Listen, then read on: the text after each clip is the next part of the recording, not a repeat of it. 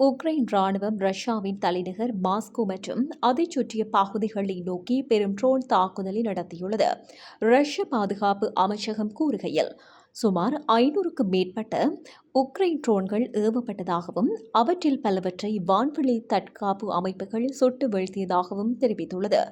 இது ஒரு வருடத்திற்கு மேலாக மாஸ்கோ மீது நடாத்தப்பட்ட மிகப்பெரிய தாக்குதல் என்றும் கூறப்படுகிறது.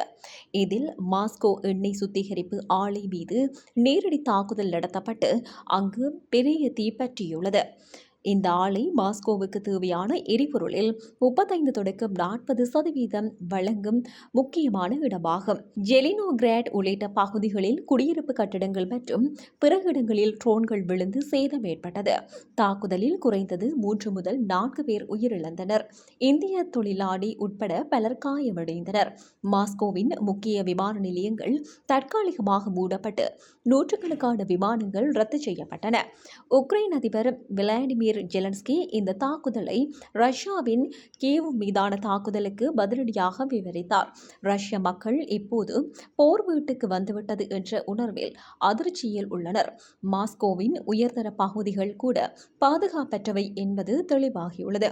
இந்த தாக்குதல் ரஷ்யா உக்ரைன் போரின் 5ஆம் ஆண்டில் புதிய பதற்றத்தை ஏற்படுத்தியுள்ளது.